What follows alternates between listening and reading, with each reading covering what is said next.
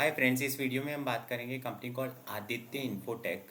So basically क्या करती है कंपनी, एंड इस कंपनी का दूसरे नाम सीपी प्लस से भी you will find in screener and other software and as a stock टिकर।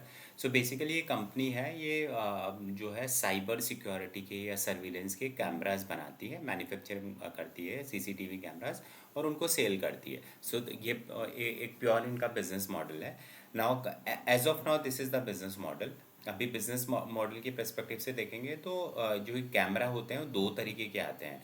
वन इज़ एचडी कैमरा जो पुराने ज़माने में चलते थे, और एक IP camera. So basically company धीरे धीरे एचडी कैमरा से आईपी कैमरा पे जा रही है। बेसिकली ये जितने भी इनके ब्रांड सीपी प्लस ब्रांड के नाम से जो भी कैमरा बेचते हैं, उसमें से 75% अभी वो आईपी कैमरा बेच रहे हैं, और वो बोल रहे हैं कि धीरे धीरे एचडी कैमरा बंद हो जाएगा।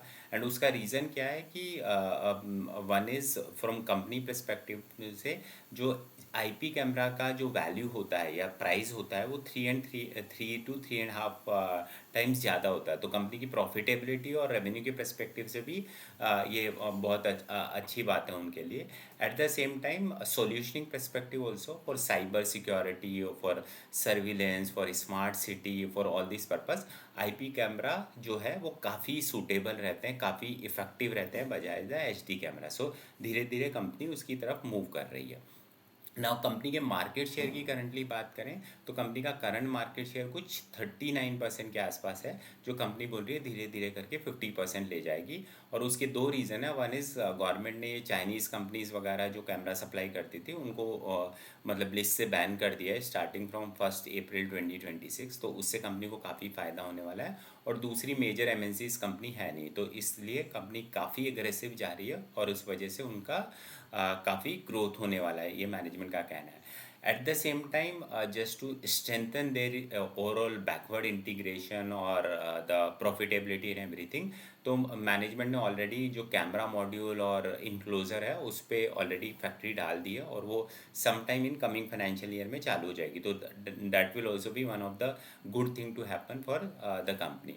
इसके अलावा कंपनी काफ़ी ग्रोथ लीवर्स पे काम कर रही है। तो समथिंग लाइक जब आप कैमरा लगाते हो तो उसके साथ केबल की ज़रूरत होती है, तो कंपनी ने ऑलरेडी ओरिएंट केबल के साथ एक टाई अप कर लिया है, जेबी कर लिया है। तो अभी वो जो जब भी कैमरा बेचेंगे तो उसके साथ केबल भी बेचेंगे, तो उससे कंपनी को एक काफ़ी बेनिफिट मिलने वाला है। दूसरा, कंपनी ने दो अच्छे टाई अप किए हैं। वन इज़ एक ताइवानी कंपनी के साथ टाई अप किया है, जिसके अंदर कंपनी ने अंडरस्टैंड करेगी इन terms of semi conductor, software, hardware, तो पूरा बैकवर्ड इंटीग्रेशन समझने की कोशिश करेगी, जिससे कंपनी को ओवरऑल द कॉस्ट लीवर्स कम जाएंगे और अंडरस्टैंडिंग डेवलप होगी in terms of overall technology. So ये उन्होंने टाई अप किया है।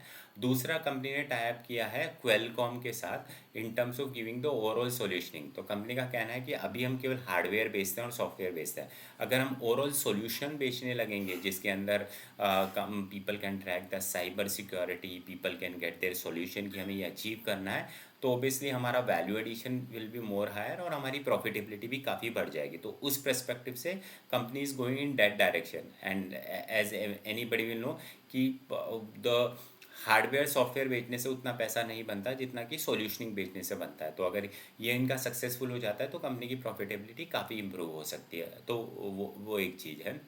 इसके अलावा they are taking different initiative in terms of branding, अपनी विजिबिलिटी बढ़ा रहे हैं, और from that perspective so overall growth story seems to be quite good, quite so many levers they are working and trying to increase their market share.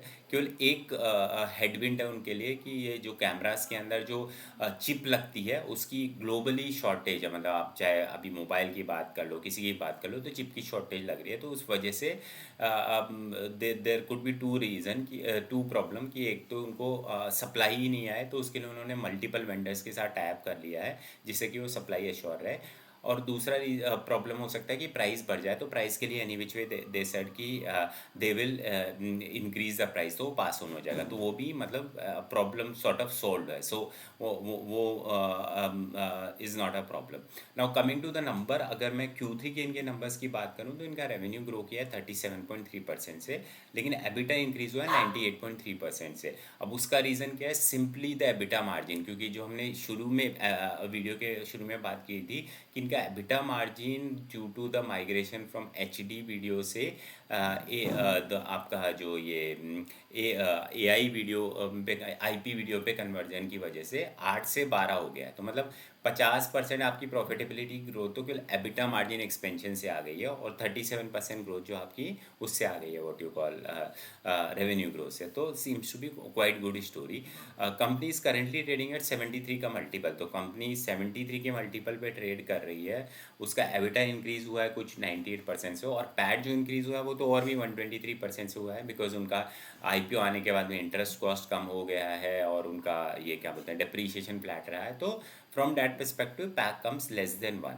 ये तो अभी की story है, Q3 के नंबर्स पे इवैल्यूएट करें। अब अगर मैं FY27 के नंबर पे जाऊं, तो company sir they will be growing by 35% kind of a number. और सेम एबिटा मार्जिन एक्सपेंशन की अगर बात करूं नेक्स्ट ईयर में, तो उससे कुछ 10% की ग्रोथ आने वाली है।